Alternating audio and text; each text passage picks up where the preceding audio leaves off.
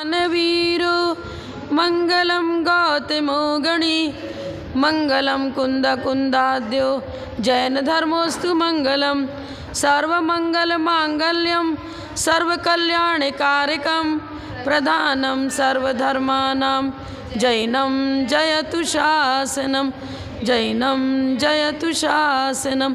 जय बोलो श्री अनंतानंद परम सिद्ध भगवान की, 1000 श्री शांतिनाथ भगवान की, परम पूज्य आचार्य श्री आदिसागर जी महाराज की, परम पूज्य प्रथम गणनियारिका रत्न श्री 105 विजयमती माता जी की, जैन धर्म की जिनवाणी माता की। नमः श्री वर्धमानाय निर्धूत कलिलात्मने सालोकानां तिलोकानां यद विद्या दर्पणायते।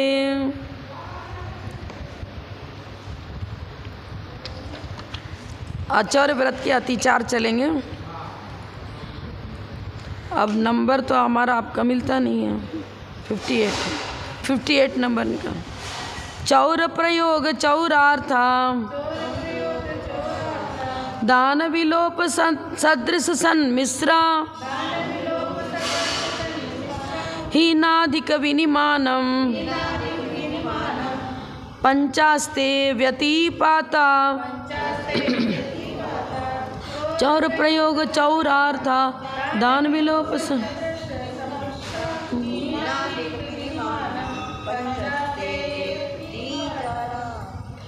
चौर प्रयोग चोरी करने वालों को चोरी के लिए प्रेरणा देना।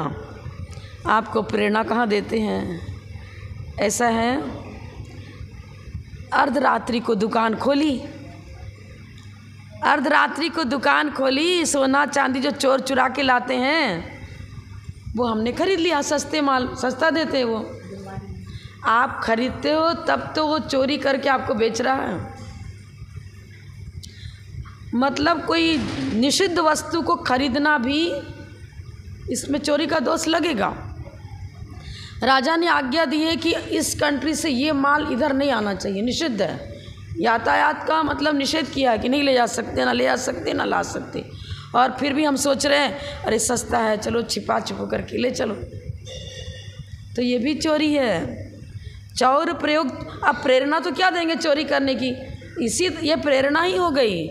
हम चोरी का माल सस्ते में खरीद रहे हैं। अब कोई सोने का माल कहीं चुरा के लाया, अब किसी दुकानदार को, मान लो रात में नहीं दिन में ही सेल कर रहा, सोच रहा भाई इसका नहीं इतना आधा दे दे, और उस दुगने में बेचेगा। अब खरीद रहे हैं हम, तो हम खरीद रहे हैं तब तो चोरी करके ला के हमें बेच रहा है, इसलिए दोष लगेगा। जो अतिचार चल रहे हैं ना, आचौर्याण व्रत के अतिचार हैं ये चौर प्रयोग। चौरार्था दान, चोरी से लाई हुई वस्तु को आदान ग्रहण कर लेना। पहले तो प्रेरणा देना, फिर चोरी का माल खरीदना। विलोप, राज आज्ञा का विलोप करना। मैंने बताया ना कि भाई निषिद्ध है तो भी उसको हम चुपके से फॉरेन में से ला रहे हैं और यहाँ पर बेच रहे हैं। वहाँ सस्ता मिलता है, महंगा मिलता है, तो वहाँ से सस्ता लाए और यहाँ पर उसको उचित और अधिक दुगने मूल्य पर बेच दिया। सदृश सन्मिश्रा, चांदी है, आधा नकली मिला दिया, आधा असली मिला दिया, और बेचने के समय नहीं प्योर चांदी है, मूल्य तो उससे प्योर चांदी का लेते हैं, लेकिन मिक्स करके बेच रहे हैं। सोना है, चांदी है, इसमें ज़्यादा जो कॉस्टली चीज़ें, उसको इसी प्रकार सेल करने का एक इंडिया में तरीका ही हो गया। प्योर तो कहीं बेच ही नहीं सकते मिलावट के बिना। ठीक है, आप बता दो उन्हें कि भाई ये हार तभी बन पाएगा जिसमें कुछ, क्योंकि मुलायम ज़्यादा रहता है चांदी, तो आप इतने परसेंटेज 80% चांदी, इतना परसेंट खोट है, बता के दे रहे हो तो कोई चोरी का दोष नहीं है।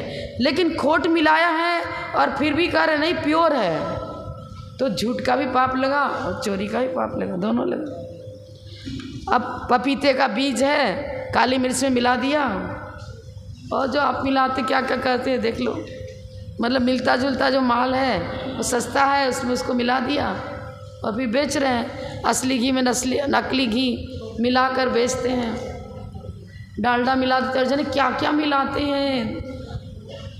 एक बार हम लोग ना बिहार करते हुए किसी स्थान पर रुके थे, अब वहीं पर इन लोगों ने चौका बना लिया। अब पहुँचे तो इतनी दुर्गंध आ रही थी कि एकदम श्वास ही नहीं रह जा रहा। फिर मैंने कपूर मंगाया, तो बैठे एकदम घुटरा, तो दोनों नाक में कपूर की डली डाली, तब वहाँ बैठ पाए। आहार करने के समय क्या करें, आहार तो करना पड़ेगा। फिर एक सज्जन आए, तो हमने पूछा इतनी दुर्गंध क्यों आ रही है, यहाँ क्या है? अरे माता जी पूछो मत, क्या है? तो जितने पशुओं का वध होता है उनकी चर्बी और हड्डियाँ यहाँ पर थोड़ी दूर पर आधा किलोमीटर पर इकट्ठी हैं। क्या करते हैं, जो देसी घी मिलता है ना, मार्केट में पैकेट करके देसी घी देते हैं, उसमें चर्बी को मिलाते हैं और पीला पीला दिखता है, फिर गाय का घी जैसा दिखता है, उसमें कुछ सुगंधित चीज़ डाल देते हैं और गाय के घी के नाम से बेचते हैं। हड्डियाँ उसको मशीन में करते तो उसके अंदर से जो तेल जैसा चिकना पदार्थ निकलता है, उसको शुद्ध देसी घी, जिसमें लिखा रहता है शुद्ध देसी घी, उसका डिटेल बता रही हूँ मैं। ये चीज़ है। जैसे मुझे ये चीज़ मालूम हुआ तो मैंने एकदम तुरंत संघ वाले को कह दिया कि चाहे आगंतुक अतिथि हो, चाहे आवृत्ति हो, चाहे संघ में काम करने वाले वर्कर्स हो, किसी के लिए भी पैकेट देसी घी करके ख़रीदा नहीं जाएगा। हमारे संघ में यूज करने का मतलब उपयोग होगा ही नहीं।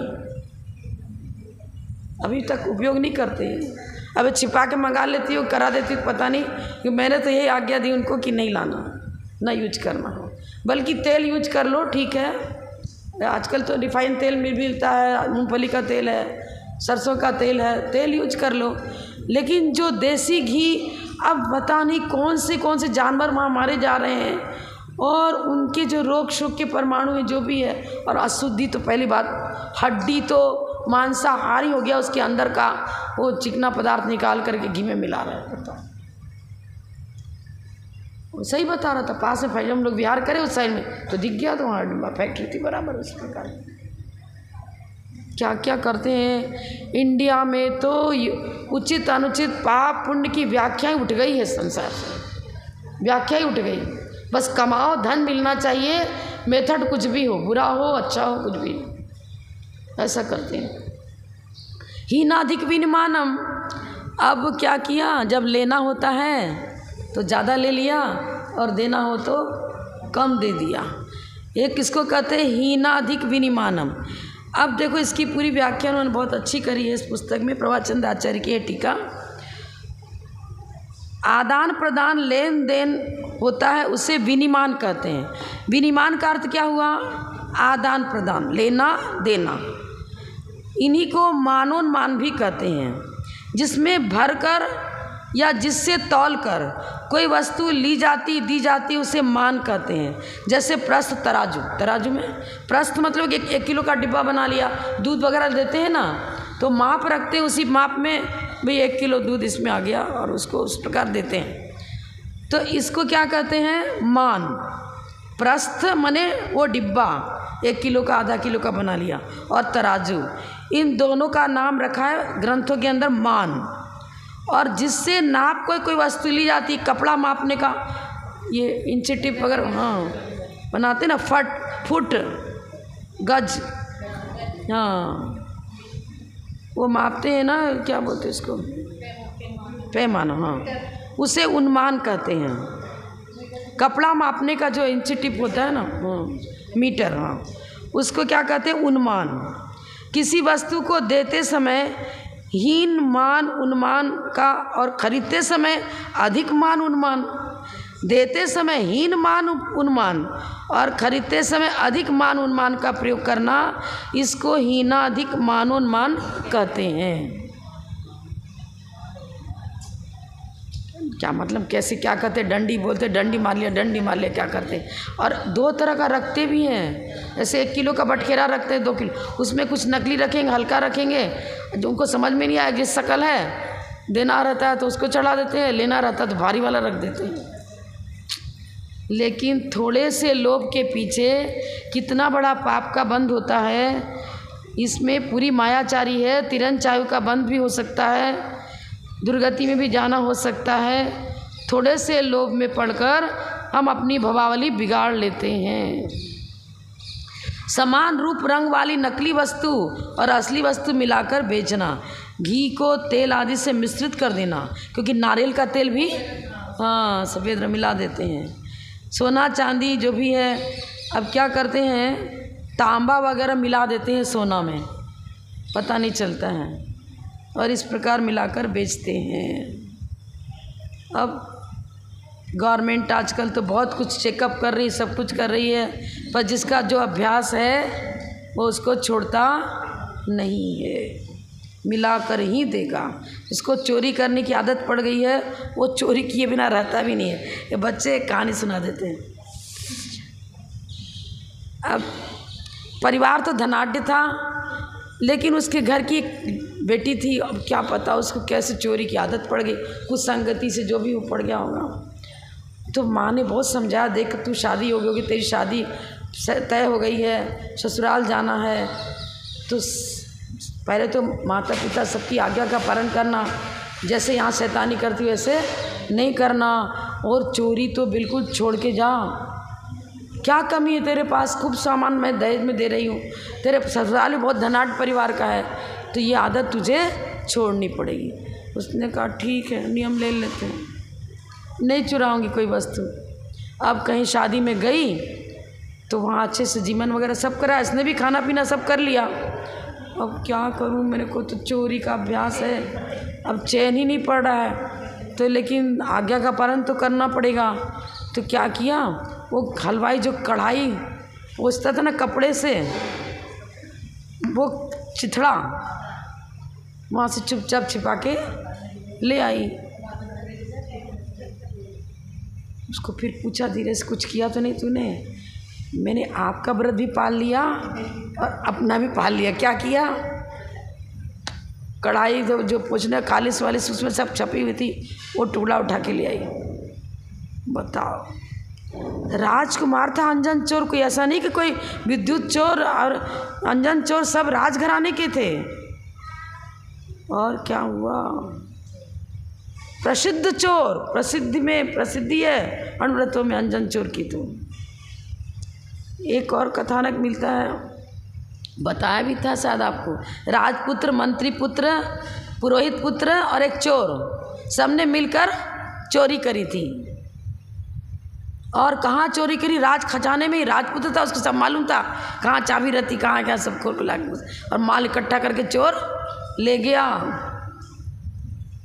ये तो मित्रतावश घुस गए अंदर, इनके पल्ले तो कुछ नहीं मिला, लेकिन चोरी में तो नाम तो इनका भी हुआ ना, चोरी करने ये भी गए थे। अब राज खजाने में चोरी, तो राजा को बहुत चिंता हुई, क्या हो गया, पता लगा चोरों का। अब पुलिस पूरा इंक्वायरी करती है, देखती है, अरे ये खड़ाऊ तो पुरोहित का है, ये मंत्री पुत्र का ही शर्ट है, और सोने की जो खड़ाऊ है तो राजपुत्र की है। और चोर तो बहुत होशियार था, उसने अपना कोई चिन्ह छोड़ा ही नहीं, कोई चिन्ह नहीं छोड़ा, ला के रख दिया। भाई चोर का तो पता आप इन चिन्हों से लगाओ। सब पहचान के, मंत्री बैठा था, पुरोहित बैठा, और ये तो मेरे बेटे का है, मेरे बेटे का, मेरे बेटे का, आप क्या करें, कुछ भी हो, न्याय तो न्याय है, बुलाओ उन्हें।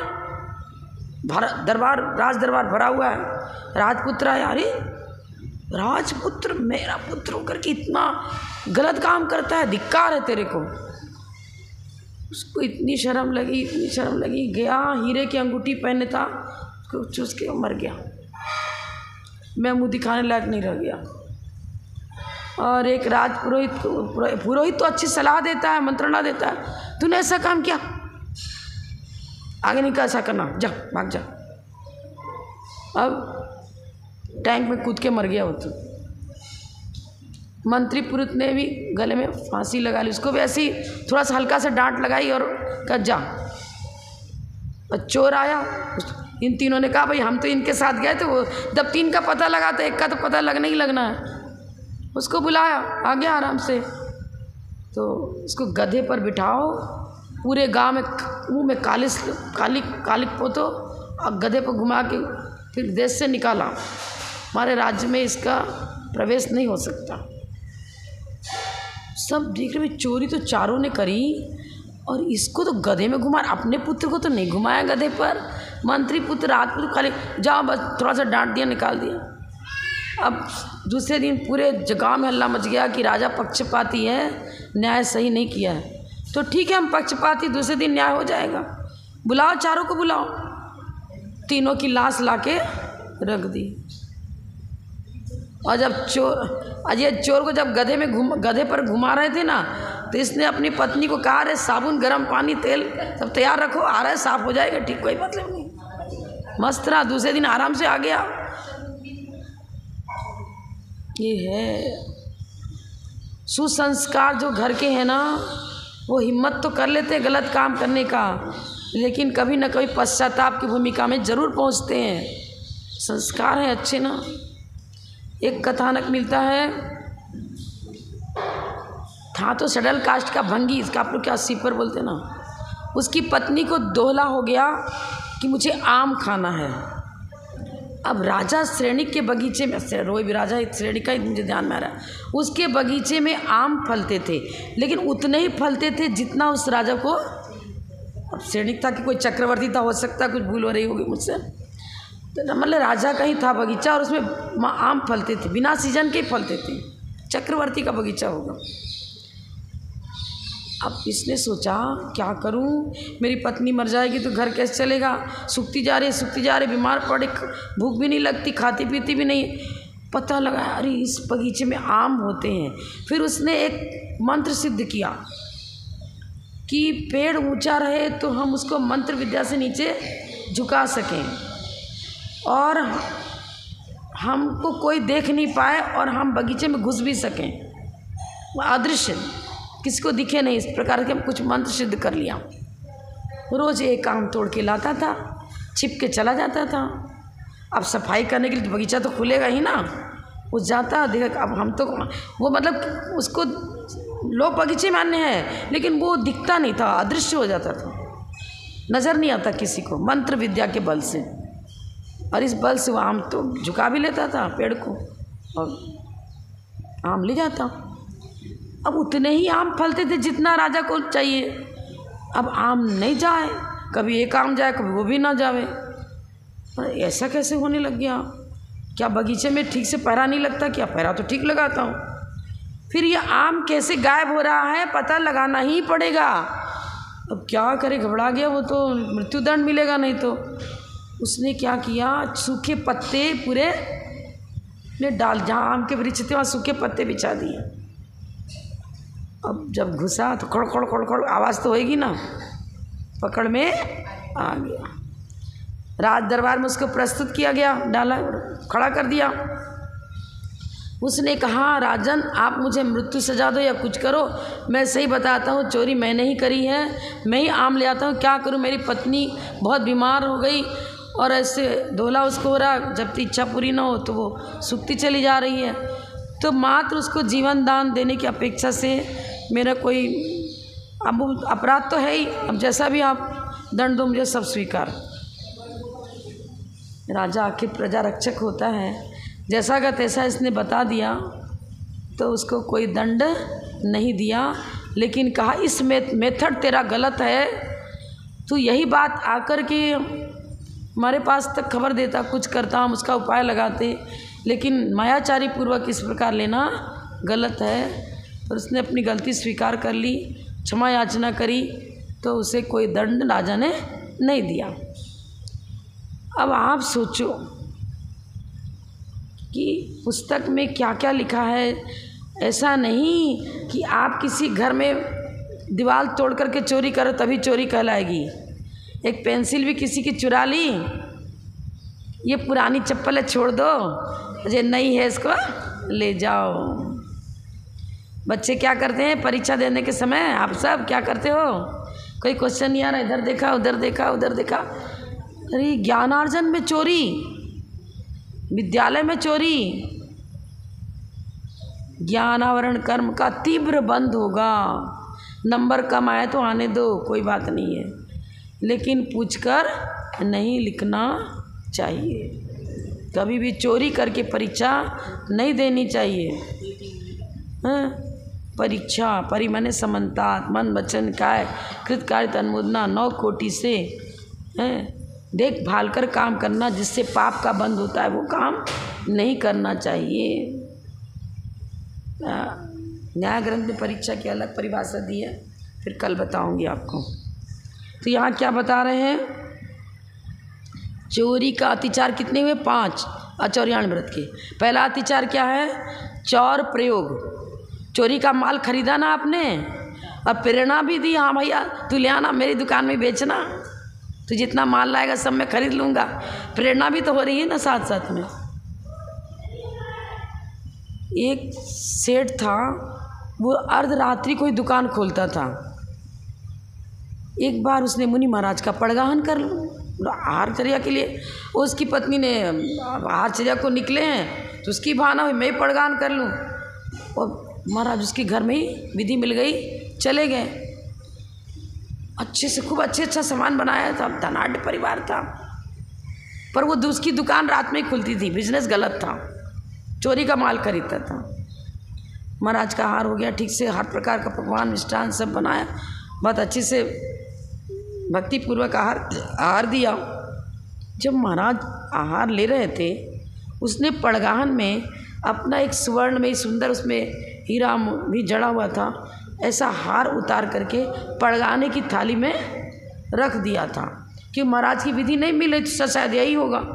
तो वो फिर उठा के पहनना भूल गई, उस थाली में ही रखा, हमारे घर में कौन ले जा रहा है। महाराज जब आहार कर रहे थे, उस हार गले का हार को देखकर उनके मन में हो गया इसको ले जाऊंगा। अब आहार हो गया, कुल्ला भी करा दिया, अब दीपक उपक जलाने के लिए आरती करनी है, इधर उधर गए। जितने महाराज को मौका मिल गया, उन्होंने फट से क्या किया, वो हार को उठाया और अपने कमंडल में डाल लिया। अब कमंडल में झांक के थोड़ी देर फट से पानी डाला, ढक्कन थोड़ा सा खोला, पानी डलवा लिया, लेके चल दिए। सामायिक करी, शौच को कहे। जब सामायिक करने को बैठे तो परिणामों में बहुत भारी पश्चाताप हुआ, ये मैंने क्या कर लिया। वर्षों, मतलब बहुत पुराने दीक्षित, वर्षों की तपस्या आज मैंने गंवा दी। शौच को गए, उसके बाद और पेट खाली हो गया, परिणामों की विस्तृति, जो गलत माल था वो भी निकल गया, विरेचन हो गया उसका। अब मुनि महाराज उस सेठ के घर की तरफ जा रहे हैं हार लौटाने के लिए। इधर सेठानी ने जिद पकड़ लिया, कोई नहीं था, ये मुनि महाराज ही लेके गए हैं। अरे ऐसा कोई होता है क्या, कोई मुनि चोरी करते हैं क्या जिद पकड़ रखा है इसने। नहीं, मैं जो कह रही हूँ 100% सही है, आपको जाना पड़ेगा, महाराज के पास पूछ के आओ और उनसे कहो कि आप हार लेके आओ, मेरा हार दो। जिद पकड़ लिया, खाना नहीं खाऊंगी, उपवास करूंगी जब तक अन्न पानी का त्याग करूँ। अब ज़्यादा जिद, चलो चलते हैं, देखते हैं क्या, कीमती हार था अपने को, उनको भी थोड़ा चिंता हो रही थी कि भाई बहुत बड़ा लॉस हुआ है। तो उधर महाराज आ रहे थे, मैं जानता हूँ तो किस लिए मैं इधर आ रहा है, तेरा हार मेरे पास ही है, ले जा, लेकिन ये बता कि तेरा व्यापार क्या है। महाराज ये सब मत पूछो, आप तो बताना पड़ेगा, हार तो दे रहा हूँ लेकिन ये ज़रूर बताना पड़ेगा। मैं तो चोरी का माल खरीदता हूँ, आज रात कोई दुकान खुलती है, सवेरा होने के पहले पहले तो दुकान लॉक हो जाती, बंद हो जाती।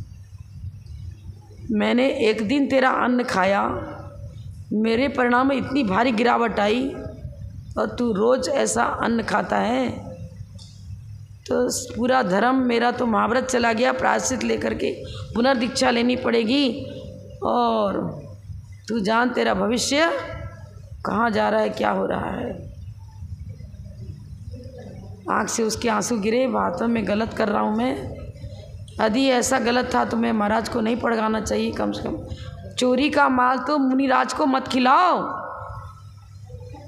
2 नंबर के पैसे का माल खरीद करके मुनिराज के लिए फल फ्रूट लाने का त्याग करो। जो ईमानदारी का है, कम से कम महाव्रतियों को तो वैसा ही आहार सामग्री दो। न्यायोपात धन होना चाहिए, श्रावक का न्यायोपात नहीं है तो क्या फल होगा? आपके अंदर तो गिरावट आ ही रही है, साथ साथ आपका अन्न खाते हैं तो हमारे परिणामों में भी गिरावट हो जाती। जैसा खावे अन्न वैसा होवे मन। अब महाराज ने चलो दीक्षा लेके प्रायश्चित लेकर के अपना कठोर तप किया करके अपने परिणामों की विशुद्धि बनाई, मोक्ष मार्ग उनका पुनः प्रशस्त हो गया, निर्मल हो गया।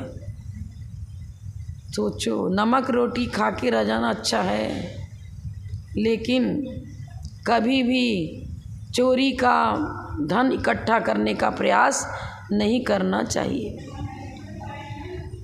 कम से कम इतना तो करो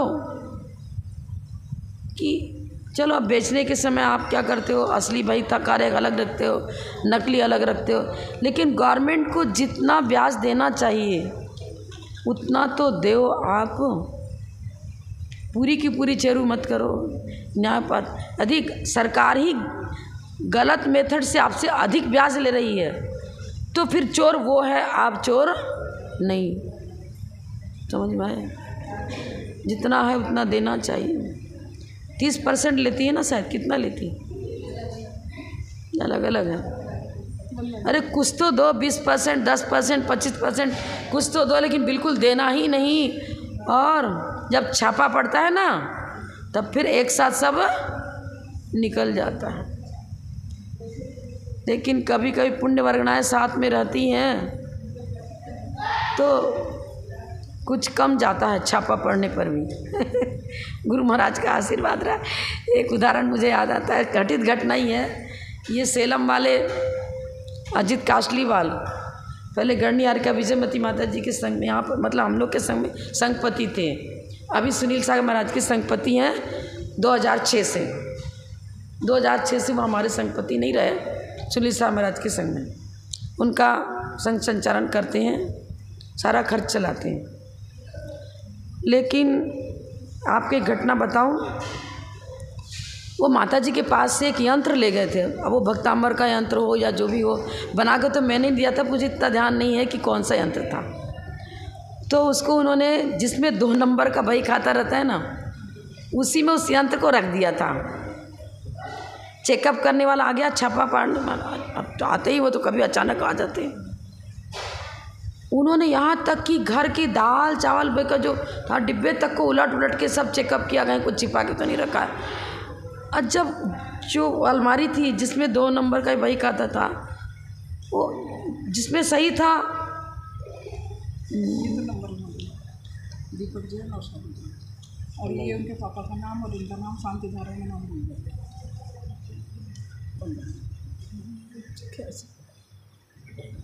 क्या नाम फिर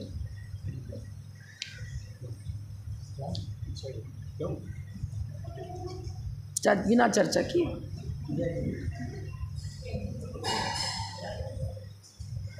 अब क्या हुआ, वो जिस अलमारी खुलता उसमें सब सही निकलता, सब सही निकलता, सब सही है, सही है। और लाइन से दरवाजा देख रहा है, पता नहीं उसको दिखना ही बन जाता, वो दराज ही नहीं दिखता था उसको। 5 बार 6 बार उसने चेकअप किया, लेकिन जिस खान में ज़्यादा लॉस होने की संभावना थी वो स्लिप कर जाता, देख ही नहीं पाता था। एक ने चेक किया, दूसरे ने चेक किया, हर बार स्लिप, देख ही नहीं पाया। और फिर चला गया, ठीक है आपका सब, थोड़ा बहुत उसको दिया, कुछ किया और छोड़ दिया। देखो पुण्य वर्गणाएं यदि प्रबल हैं, अब ये कि पुरकृत उनका पुण्य प्रबल समझो या जो भी समझो, लॉस नहीं होना था अभी उनको, या गुरुओं का आशीर्वाद समझो, जो भी हो, संघ की सेवा कर रहे हैं, कुछ भी कर रहे हैं, और कुछ ज़्यादा ऐसा नहीं होगा।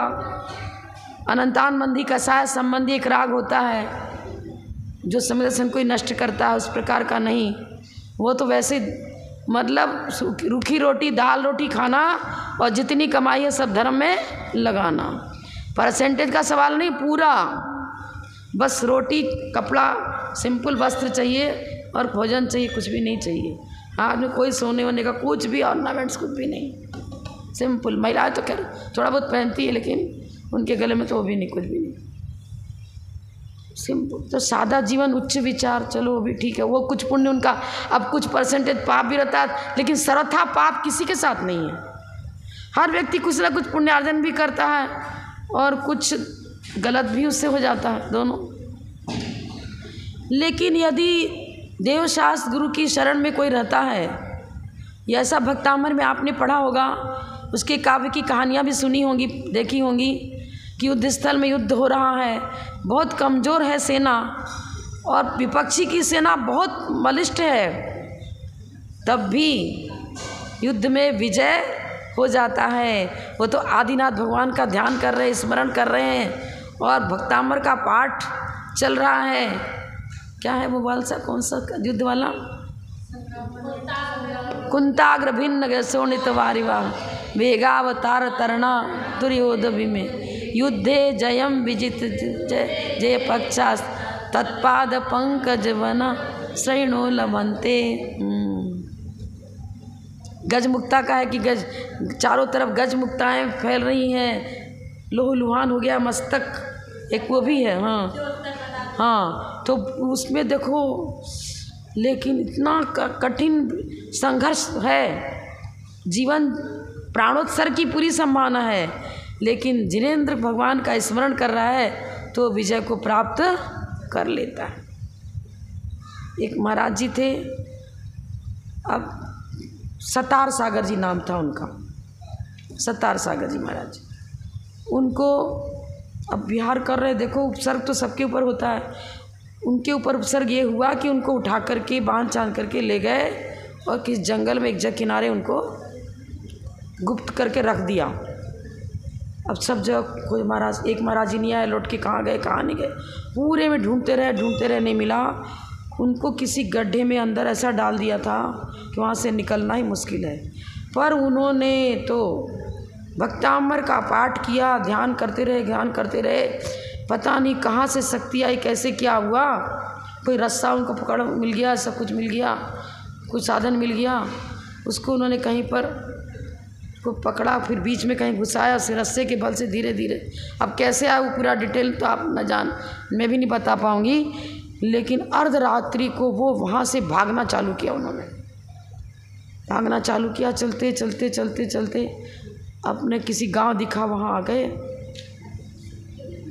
और वो सब वहीं थे, लेकिन उनको इतनी गहरी नींद आ गई, उस भक्तामर के प्रभाव से समझो या महाराज का पुण्य समझो, इतनी गहरी नींद आ गई कि महाराज बिल्कुल पूरा निकल गए। तब उनकी नींद खुली, देख रहे थे यहाँ तो ये है ही नहीं, वो विपुल राशि मिलती, सोचे जैनी लोग तो कहीं से भी हम सूचना देते, फिर वो सूचना इतना करोड़ दो, इतना लाख दो तो हम इनको छोड़ देंगे, नहीं तो नहीं छोड़ेंगे। आजकल ये चल गया। अब जिनेंद्र भक्ति तो ना मालूम कितने बड़े बड़े संकट से जीव को बचा लेती है। तो पुण्य साथ से पुण्य उसी का रहेगा जो अपने व्रतों का निरतिचार पालन करता है। अतिचार की चर्चा चल रही ना, यदि मेरा व्रत निरतिचार पल रहा है तो दुनिया की कोई शक्ति ऐसी नहीं है जो मुझे पीड़ा पहुंचा सके, कष्ट दे सके। पूर्वकृत पाप के उदय से यदि कष्ट आया भी तो तत्काल निकल जाता है। और पांडिचेरी की एक लड़की थी, उसकी शादी वहीं हुई थी, मतलब अजित भैया के छोटे भाई थे के साथ। उसने देखा कि ये चेकअप करने वाले आ गए हैं, तो क्या किया, अब लेडीज़ लोगों के साथ भी अरेस्ट कर सकते हैं, कुछ भी कर सकते हैं। उसने क्या किया, एक खिड़की जिसमें उतरने का साधन था, मतलब जाल नहीं लगा था, दरवाज़ा खोला और किसी भी तरह से करके वो फांद फूंद करके निकल गई। और 4 व्हीलर चलाने उसको आता था, चला करके अपना चाबी ले करके सबको पूरे की रक्षा कर ली उसने। और नहीं तो कुछ भी कर सकते थे, किसी के साथ भी अरेस्ट कर दे, कुछ भी करते। तो कहाँ से कहाँ बुद्धिमानी आती है। एक छोटा सा और 5 मिनट का आपको कथानक बताऊंगी। एक बुढ़िया थी, सुनार सोना चांदी का काम करते ना, गढ़ते हैं। उसने क्या की, उसके यहाँ चोर घुस गए। वो सारा घर में सोना वोना भी उनके तो रहता ही, काम करने के लिए ले रहते हैं, दूसरे का घर में बैठ के भी काम करते हैं। सारा माल उसने बांध लिया। उस बुढ़िया ने क्या किया, धीरे से छिप करके वहाँ से निकल गई। और ये तो सामान बटोरने में लगे थे और निकल गए, कोई खिड़की मिड़की में से कूद फांद के निकल गई। और निकल करके क्या किया, पड़ोस वालों को बिना साइलेंट करके सबको जागृत किया और कहा कि इसको इसी रास्ते से जाना, रास्ता एक ही था निकलने का। वहाँ सब गांव वालों ने मिल करके 1 किलोमीटर दूरी पर गए अपनी अपनी गाड़ी से, और 1 किलोमीटर दूरी पर इतना जल्दी जल्दी गड्ढा कर दिया, खूब चौड़ा गड्ढा करके तैयार कर दिया। अब वो तो तेज़ी से निकाल रहे थे कि भाई पकड़ में नहीं आवे, और पूरी की पूरी गाड़ी गड्ढे में गई। कोई का फ्रैक्चर, कोई का कुछ, कोई का कुछ। गाँव वालों ने घेर लिया चारों तरफ से और पूरा माल उनको मिल गया और पुलिस को बुलाकर उनके हवाले चोरों को कर दिया। तुम जानो कितनी बुद्धिमानी होती है, कभी कभी जो लॉजिक भी काम कर जाता है। अब कुछ पुण्य वर्गणाएँ थी, ईमानदार था, पुण्य संचय करो। और चोरी करना, एक पेंसिल भी चुरा कर लाया किसी से, तो वो चोरी का दंड आज नहीं तो कभी कई गुना फल दे करके वो दुख का कारण बनेगा हमारे लिए। इसलिए आचार्य ये बता रहे हैं, किसी भी प्रकार से कोशिश करो कि हमारी जीविका ऐसी रहे जिससे पाप का बंध नहीं होता है। हम ये तो आपको नहीं कह सकते, क्योंकि हम कहीं नियम देंगे, आप कितने इसमें पालन कर रहे हो, क्या कर रहे हो, इस युग में किसको कब क्या करना पड़े। लेकिन अनंतान बंधी कसार मिथ्यात्व, ये तो भव में दुख का कारण बनेगा। जितना क्षम्य है वो क्षम्य भी पाप का बंध का कारण तो बनेगा, लेकिन अनंत संसार का कारण न बने। इस प्रकार का पापार्जन तो छोड़ दो जिससे भव में दुख नहीं झेलना पड़े। व्यापार धंधा में कुछ पता ही नहीं चलता है, चांदी खरीद करके लाए, जहाँ से खरीदा उसी ने नकली दे दिया और हम तो असली का पैसा दे के आप क्या क्या बताएं। इसलिए आज के युग में कुछ परिभाषा हम नहीं बता सकते आपको, लेकिन अनुरतों के पालन करने के जो अतिचार बताए आचार्यों ने, उसको टालने का प्रयास अवश्य करना चाहिए। जबलो परम पूज्य अपठम गणनियारिका रत्न श्री 105 विजयमती माता जी की जय। जय। प्रश्न तो यही पूछेंगी बच्चों के लिए, हमारे प्रवचन से प्रश्न नहीं पूछा जाएगा। 5 प्रवचन के रहेगा माता जी और 5 बच्चे। हाँ, तो आप जैसे पूछना, आप ही पूछो, सब पूछना आपको ही है, नहीं आप ही पूछो, भाई बोले पूछना आपको। तो बच्चों के हिसाब से आप ही पूछ पाओ, थोड़ा कठिन पड़ जाता है।